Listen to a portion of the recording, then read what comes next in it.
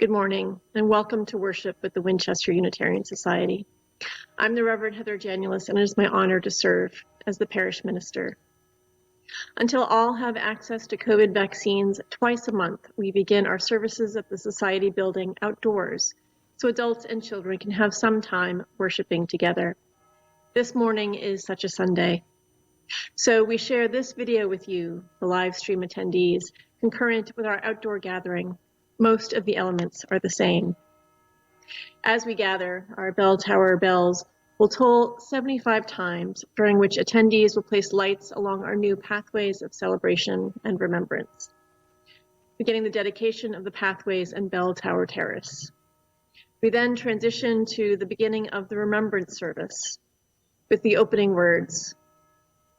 While we will sing All My Memories of Love outdoors, the live stream community will sing Abide With Me, the hymn that will also be our postlude this morning. A video featuring the tolling of the bells includes the words to All My Memories of Love, creating a visual meditation. After the in-person and live stream communities sing the community blessing, we at the building will enter the sanctuary and the live stream will shift to the service here. Thank you for your presence and your attention today. I look forward to seeing you live shortly on the live stream.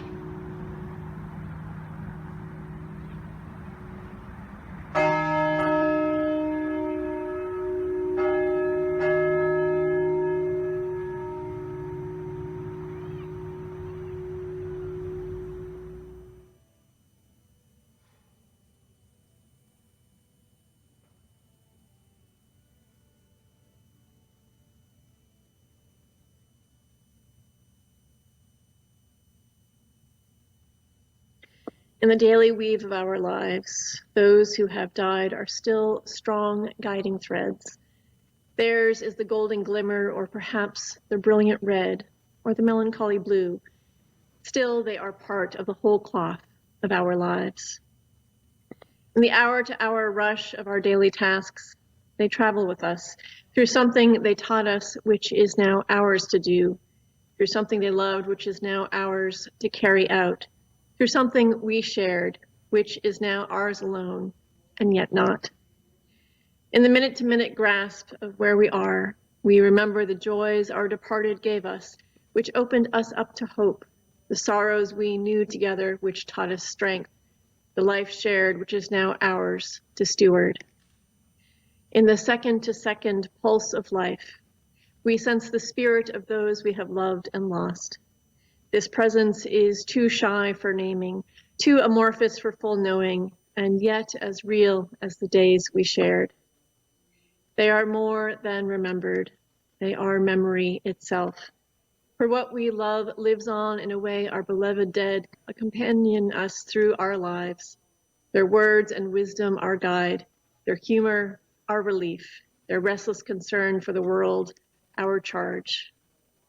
Through this, we know immortality.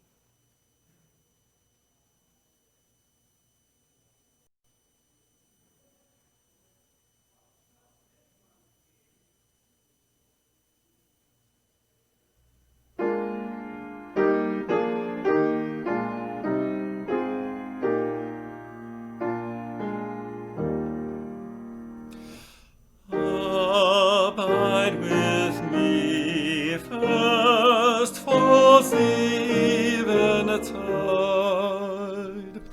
The darkness deepens, still with me abide. When other helpers fail and comforts free, help of the helpless, abide with me. Swift to its close, helped at life's little day, earth's joys grow dim, its glories pass away. Change and decay in all around I see. O thou who changes not, abide with me. I fear no foe, with thee at hand to bless. Ills have no weight, and tears no bitterness. Where is death's sting? Where, grave, thy victory? I triumph still if thou abide with me.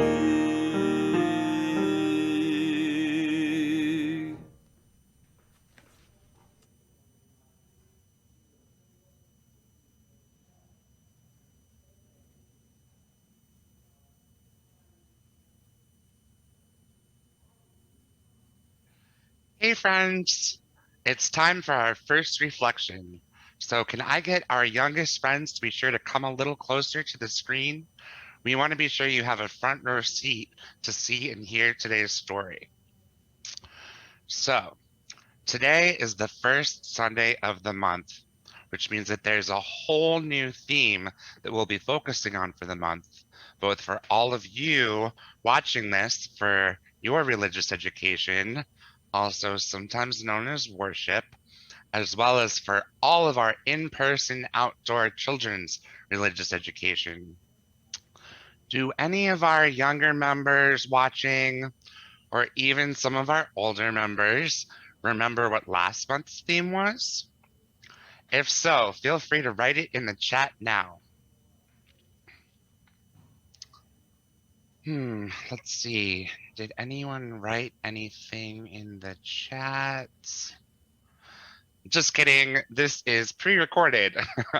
But good for you if you did write or otherwise remember that last month's theme was cultivating relationships. I know that in our in-person outdoor RE with the kids, we talked about how cultivating relationships can sometimes be kind of like cultivating plants, except instead of water and sunlight, we need kindness, honesty, trust, and lots of other things. So, this month's theme is, can I get a drum roll, please? I know you're all super excited. Holding history. But what does that mean? Well, another way I like to think about holding history is actually to think about hugging stories. So, to help me explain that a little bit more, I need to bring over a friend of mine. Ta-da! Here he is. His name is Nomeo. What's that? Yes, he's a bear. Yep, which means that he gives the best bear hugs ever. Urgh. And who doesn't love a good hug? We love hugging our parents, right? Sometimes we love hugging our siblings too, and other members of our family. We love hugging our friends, like Nomeo and me. We're buddies, in case you didn't know. Of course, only when we ask the other person if it's okay to hug them first. Is it okay to hug you right now? What's that? No? Okay, that's fine. No worries. And also, maybe not quite as much for the time being, because we need to be careful for a bit longer during the pandemic. But hopefully, we can all give all the hugs soon. So, here's another thing about hugs, though, friends. When somebody dies, we aren't able to hug them anymore, and it can be really sad. But we still have stories and memories about them and things that they did or said, and we can embrace those and hold them close to our heart instead. You know, they have a really interesting way of thinking about this in Mexico, where many people actually believe that everyone dies 3 times. The first is when our bodies cease to function. The second is when they're placed into the ground or otherwise out of sight. But the third, that is when no one is left alive to remember us. In fact, they have a whole holiday that they celebrated last week. It's called Dia de los Muertos, which means Day of the Dead. And it's a whole day they take the time, especially just to think about their family, their friends, their ancestors, whose bodies may be gone, but they keep them here through memory, through their memories and their stories. So today in religious education, whether it's on this screen or in this sanctuary, mostly with the grown-ups, or outside with me and some of our younger folks in person. Good morning, and welcome to the Winchester Unitarian Society. We welcome those who have joined us here in the sanctuary today and those who join us through live stream. The Winchester Unitarian Society strives to be a welcoming, caring community devoted to spiritual growth, social transformation, and environmental responsibility. Guided by Unitarian Universalist principles and drawing on diverse faith traditions, we aim to live our values through worship, reflection, connection, and service. All are welcome. People of all racial and ethnic backgrounds, people of all sexual orientations and genders, people of all incomes and abilities, people of all religious beliefs, and people with beliefs not always considered religious. This is a special Sunday, our annual service of remembrance. And this year, we also take part in a rite of passage, the dedication of our new bell tower terrace and pathways of celebration and remembrance. With the tolling of our bells in the bell tower and placing candles along the pathways as we gathered, we have already begun celebrating these incredible extensions of our sacred space. When the remembrance service is complete, the dedication will continue here in the sanctuary. We know some, with names of loved ones on the pathways and terrace, are attending today to be a part of this recognition. We offer you a warm welcome and thank you for your presence and participation. Before our service continues, please pay attention to these announcements. We will soon thank those who brought the terrace and pathways into being. However, some important people are not in the room. The staff of Extreme Landscaping who did the installation. There will be a card at coffee hour where we can share our gratitude with this critical partner in the beauty of our grounds. Please do sign it. Auction preparation continues this weekend. If you can volunteer this afternoon from 1 to 4 p.m. to set up items that have been donated, please simply show up at the chapel for some, if not all of the time. Fall Fest, our yearly gathering of games, food, and fun, will be next Sunday, directly after worship and after religious education. We will follow COVID precautions as we play games, enjoy food, offer crafts and other wares while we raise money for our youth group, their service to West Virginia. The fun happens in the parking lot and Metcalf Hall. See our newsletter highlights for more information and don't miss it. Finally, for those of you joining for coffee, consider yourself warned. A child may ask you a question. They're exploring the Winchester Unitarian Society history together, and they may need some help from some random grown-ups. And now, let us open our hearts and minds in the spirit of prayer.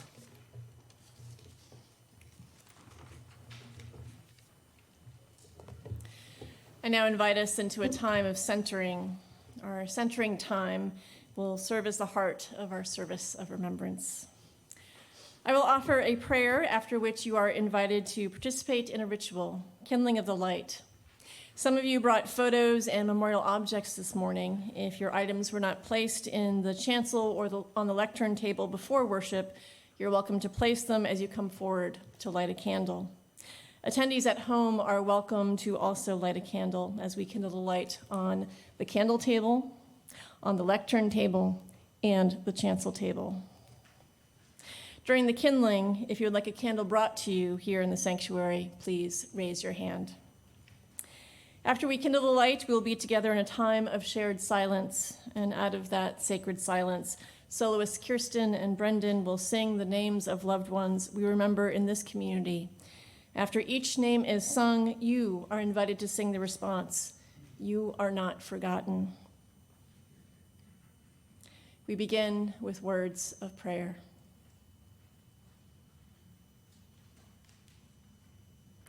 Spirit of love, God of those who remember and those who mourn, be with us this day as we pause to create more space in our hearts and more space in this circle for the ever-present and potent experience of grief.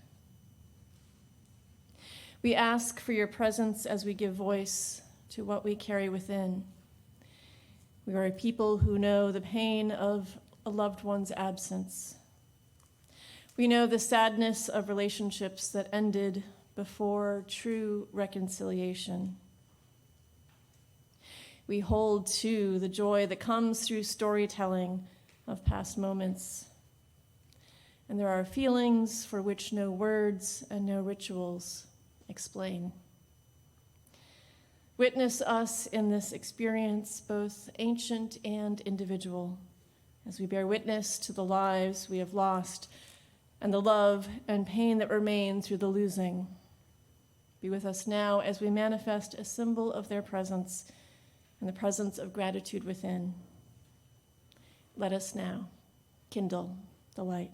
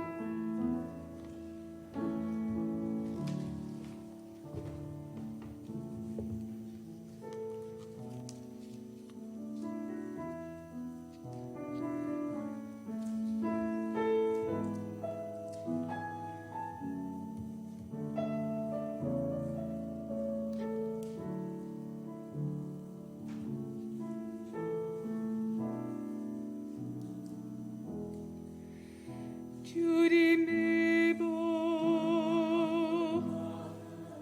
Elizabeth Charney, Madeline Smith, Linda Rack, Dan Hertze, Judy Vernelli, John Darius, Linda Darius, Frank Reed, Mary Reed, Michael Reed, Bill Reed, Paul Lowry, Ruth Reed Gessing, Bruce Lauderwasser, James Eiler, Vern Blodgett, Rick Hochman, Chuck Reinhardt, Beth O'Donnell, Dean Pappas, Sam Berliner III, Ron Denhart, Robert Raz, John Ciccone, Ganson Taggart, Pat Meany, Emmons Ellis, Ruth Kennerson, Catherine Toohey, Evelyn Trageser, Mark Harmon, Arthur J. Workman Jr., Karen Ponomarenko, George Floyd, Breonna Taylor, Tony McDade, Dion Johnson, Ahmad Aubrey,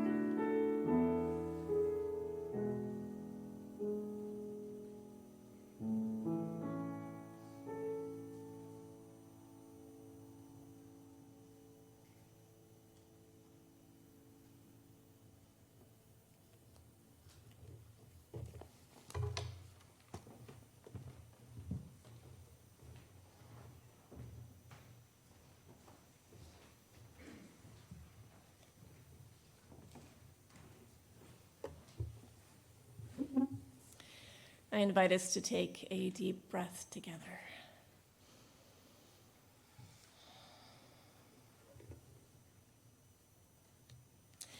It is an aspect of human memory to remember where you are when you receive terrible news. Many years ago, I was at home when I got the call from my colleague, the Minister of Religious Education, at the congregation I was then serving. Luke, a middle school boy in our congregation, had just died in an accident. Every loss of a loved one is traumatic, but is often sudden deaths, and the deaths of young people that are the hardest to live through. And with Luke's death, there were not just those at the epicenter of this tragedy, his parents and sister, but a whole community in shock and mourning. His memorial service was huge.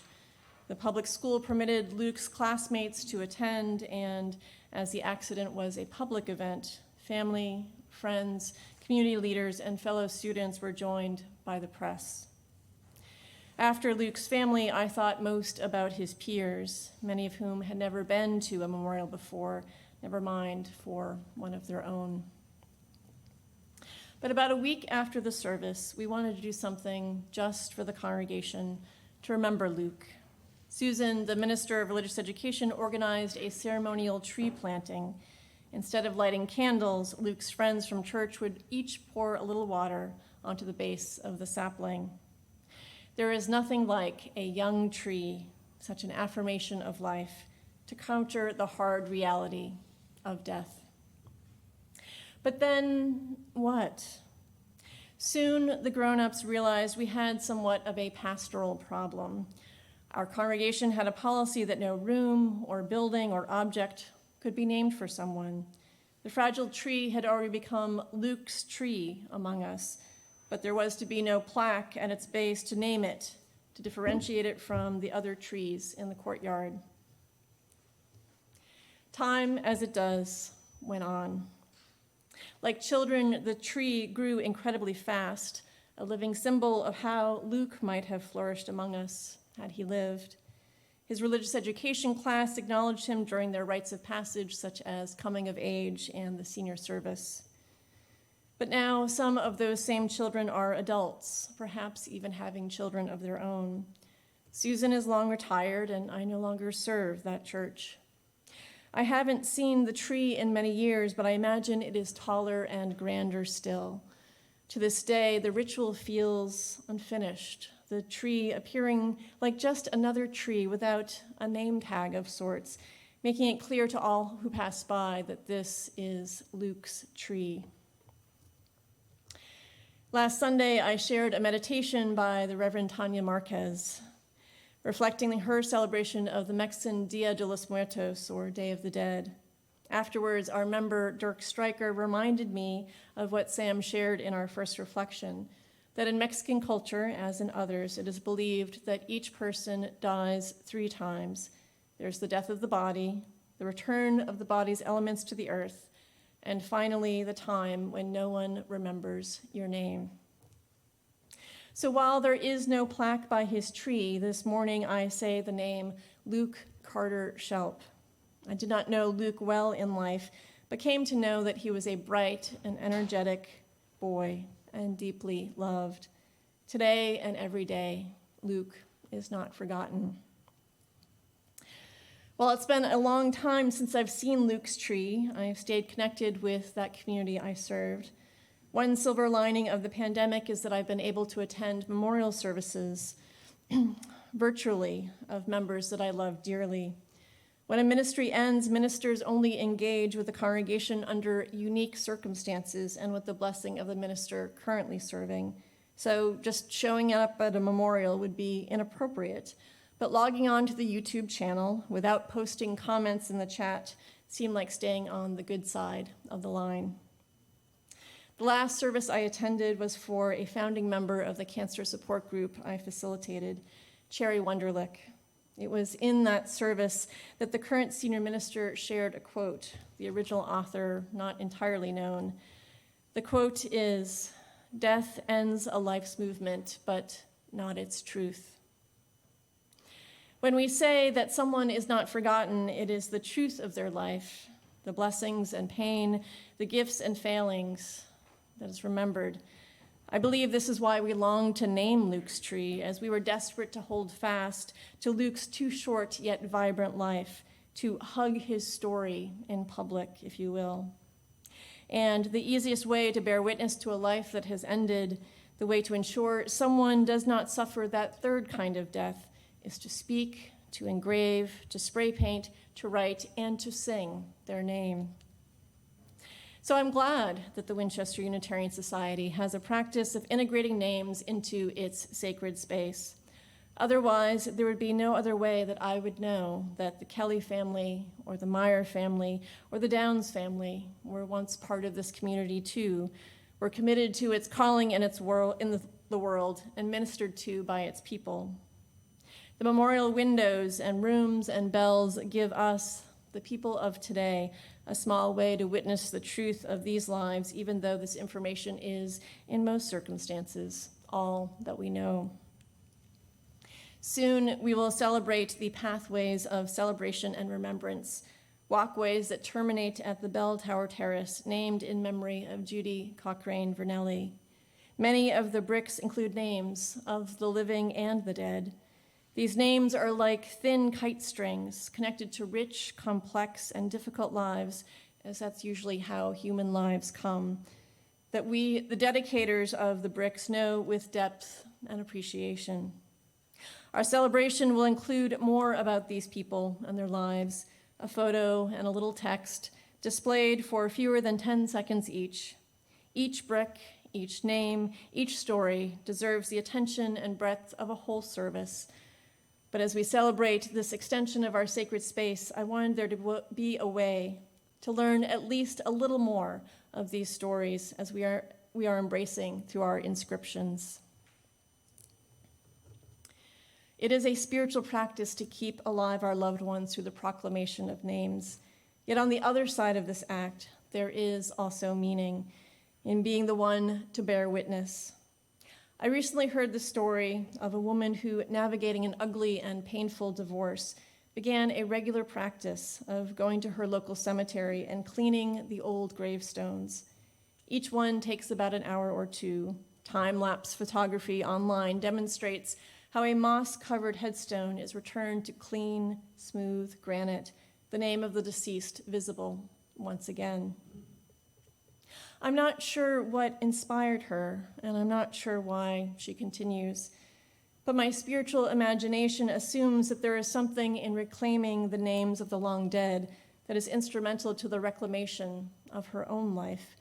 That by being an active witness to the reality that a stranger lived and died before her, that she's not alone in her struggles. We often say that memorials are for the living, that by recalling the gifts of the one who has just experienced the first of those three deaths, we can stay connected to how these gifts are nurtured, challenged, and changed us. There is healing in this practice.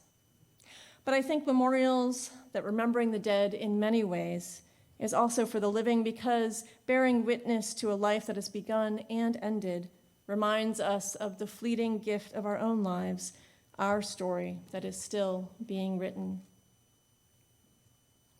Luke Carter Shelp, Cherry Wunderlich, Judy Cochrane Vernelli, you are not forgotten. From the bricks I dedicated on our pathways, Bjorn Bear Olsen, Rita Picken, Kate Spencer, you are not forgotten. We speak your names as we speak the names of many, and in so doing, we witness the truth of your lives and of life itself.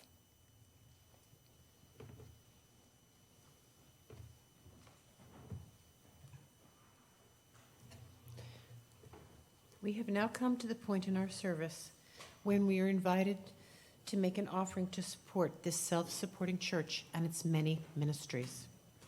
During these trying times, may we be more appreciative of our many blessings.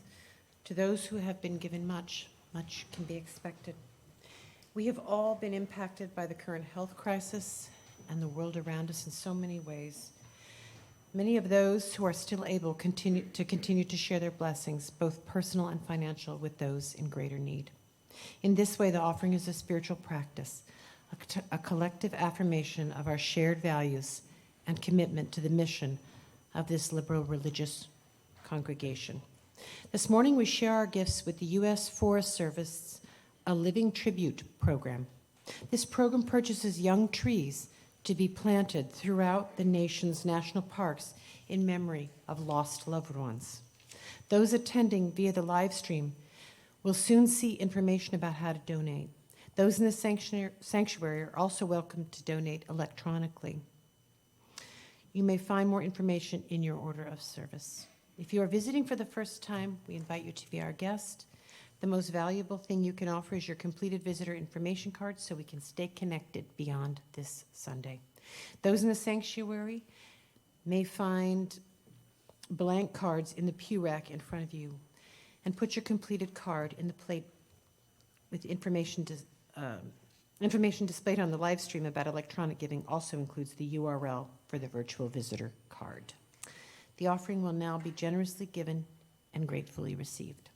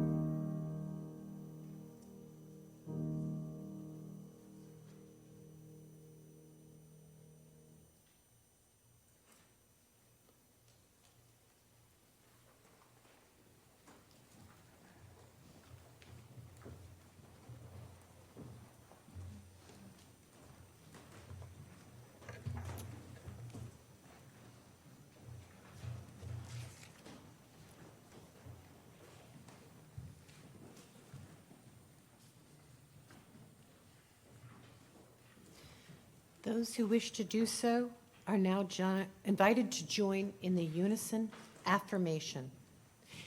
We gather not for ourselves alone, but to use our common power to build the beloved community within and beyond these walls. We create and affirm this covenant this day to make justice flourish, to practice compassion amidst difference, and to embody transformative love.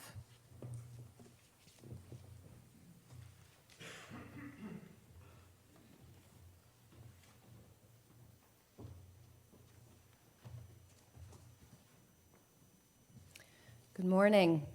My name is Fritzi Nace, and I have the honor of serving as co-chair of this year's standing committee.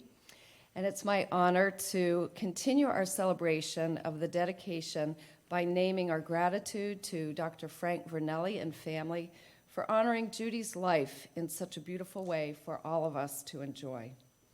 We also express our gratitude to the Pastoral Care Resource Team who organized the Memorial Brick Walkway, ensuring that our words of remembrance were correctly written in stone for posterity.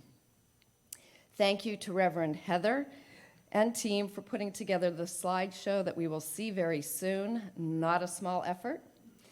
And finally, a bucket full or a wheelbarrow full of thanks and gratitude for member and landscape architect Julie Kuhn, whose vision and expertise guided this project from conception to actualization in partnership with the people at Extreme Landscaping. At Extreme Landscaping. Julie will now say a few words.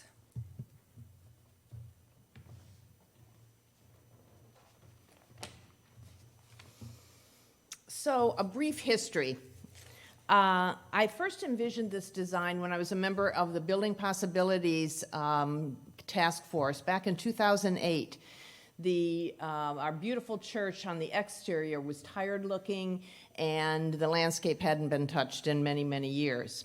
I wanted to create an outside space where people could gather, but also where the town could see how energetic our congregation was. And I also wanted to connect our church to the town. And so I designed the structure based on the visual center point from the corner of the church to the town's corner. And finally, I wanted the walks to be like open arms, gathering people into our church. So in 2009, a landscape task force was convened, and they were Linda Battellini, Alan Iden, Sally DeGan, Raim DeRiss, Barbara Keyes, Fritzi Nace, and Frank Vernelli. And they helped tweak the plan and provided valuable input. And later the plan was approved by the congregation. But the plan just sat there for a long time, dreams still on a piece of paper. And then slowly, donations, mainly through individuals, started to come in to pick away and do pieces of the plan. In 2016, the meditation garden was done with the help or the generous contribution of Dick Spencer in honor of his wife, Janet. And then in 2019, we renovated the Main Street entrance and did the parking lot. But the largest piece, the renovation of the MVP Mystic Valley Parkway side, or what I call the most valuable piece, was still untouched. The asphalt walks were beginning to crumble more, creating a real safety hazard, and the landscape, again, hadn't been touched in many years. Then a year ago, deep in the pandemic shutdown, there was a coming together of many pieces. Frank Vernelli approached me following the death of his wife, Judy, wanting to create a garden in her honor. Judy loved landscaping, she loved gardening, so he felt that this was the most fitting way to honor her life. And also, so he and his family gave a oh-so-generous gift to get the ball rolling. Then retired and acting pastoral care associates gave generously to continue.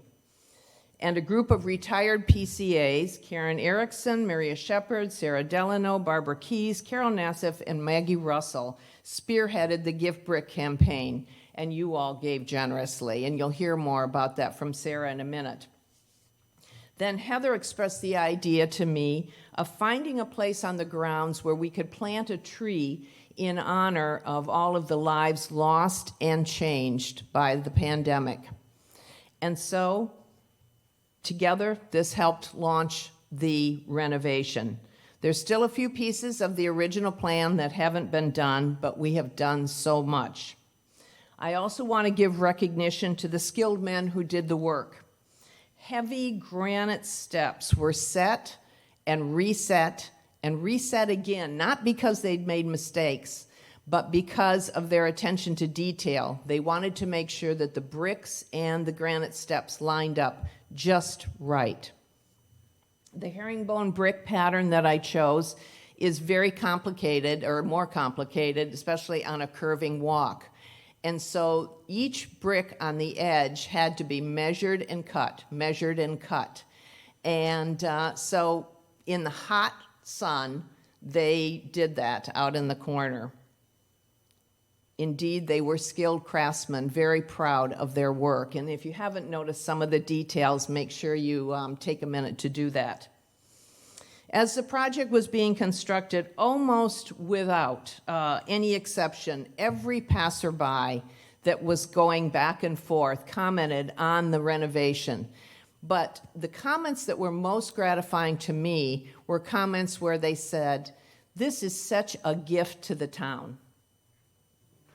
So now our collective job is to maintain that gift. Not a few of us, but all of us. If you see a weed in the garden, pull it. If you see a little stone that's been kicked off on the walkway, kick it back into the garden or onto the grass. Or if you see a piece of litter, pick it up.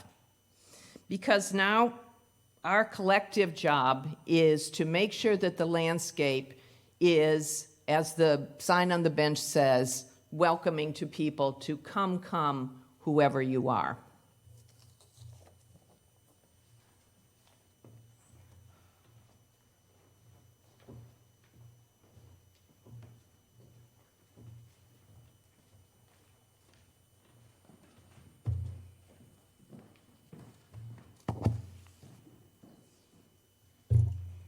Good morning.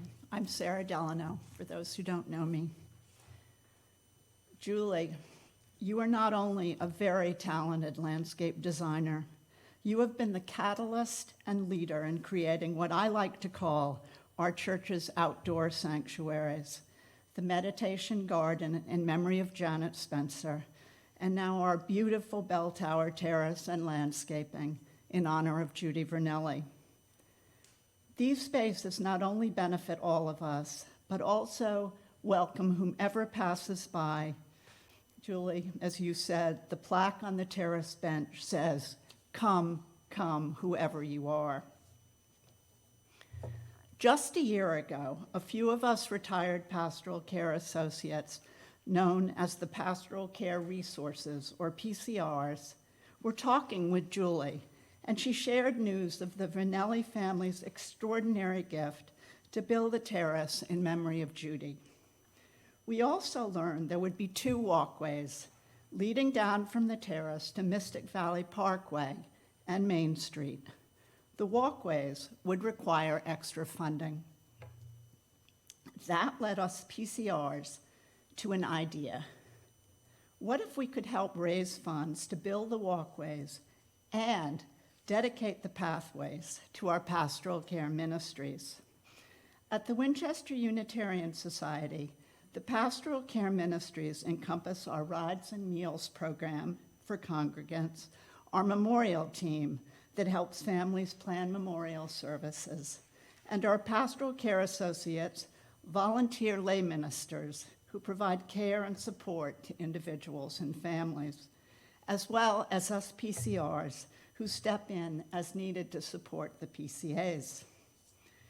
Each of us who've retired as a PCA has always regarded our pastoral care work as the most meaningful work we've been involved in here at church. To raise funds, we turn to each other, to our current PCAs, and to the wider church community, to many of you, through a memorial brick campaign. The campaign got underway in January in the midst of a long and dark winter. We wondered, how well would a brick campaign do during a pandemic and right before the annual pledge drive? Today, when you approach the church by the walkways, you have the answer. We sold more than 140 bricks. Each person's $100 order covered the bricks engraving and installation, as well as helping complete the funding of the walkways and grounds. As you'll see in the following slideshow, the engraved bricks gave people the opportunity to celebrate and remember loved ones, to honor family members and friends, ministers and church staff, movements and ideas. There's even a brick engraved in capital letters, "Cats are fuzzy." And at the top of the walkways, at the base of the terrace steps, you will find a large brick that honors Winchester Unitarian's Pastoral Care Ministries. We've created a pamphlet that documents each brick and donor. Those attending in person received a hard copy. For those of you on the live stream, a PDF of the document can be found on our website, www.winchesteruu.org. Look to the upper right-hand corner. It is posted with today's order of service. The pamphlet includes a bit more information about most of the bricks.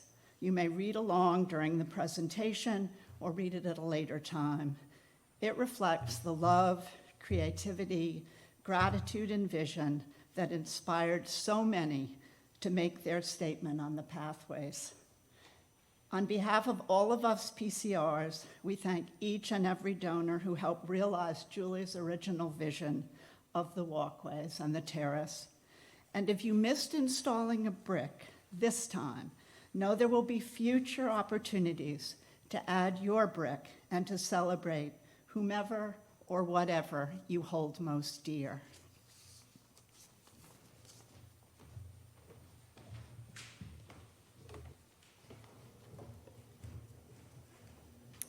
I, too, have profound gratitude to those who've made the Bell Tower Terrace and Pathways a reality. It seems as if there was a mystical conspiracy bringing these spectacular additions to our sacred space to completion not long before we began returning to the building.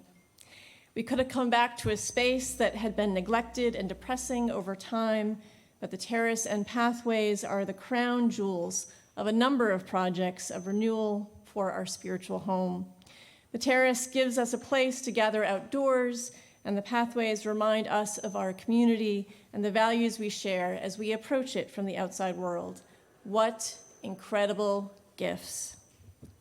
I do want to thank Julie for deputizing all of you to care for it. If you haven't pieced it together, we're on the flight path between the middle school and downtown, so our grounds are a magnet for trash, so let's add that to your to-do list. It has also been a gift receiving the photos and descriptions of the inspiration behind most of the bricks. As I noted in my reflection, our presentation that will follow does not do complete justice to any of the celebrations or remembrances, but it reveals some of the joyful, loving, and prophetic vitality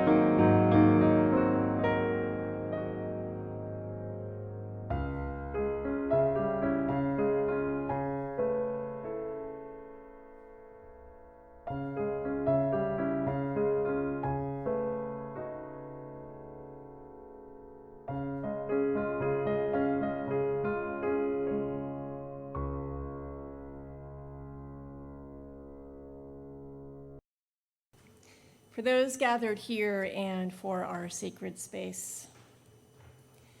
May all our memories of love and our celebrations of life honor the stories of those who have gone before and sustain the living as we seek wholeness and happiness for the remainder of our days. May our remembering be in gratitude. May our living be for gladness. And may our work be for justice, for ourselves, and for the world we share. Please join me in reciting the words printed in your order of service for extinguishing the chalice. We extinguish this flame, but not the light of truth, the warmth of community, or the fire of commitment. These we carry in our hearts until we are together again. For those in the sanctuary, please depart for the bell tower terrace. Before you enjoy coffee and conversation, the ribbon that is tied to your Pathways pamphlet, please gently tie it to one of the plants on the terrace as a symbol of your blessing of this space. Let us go in peace.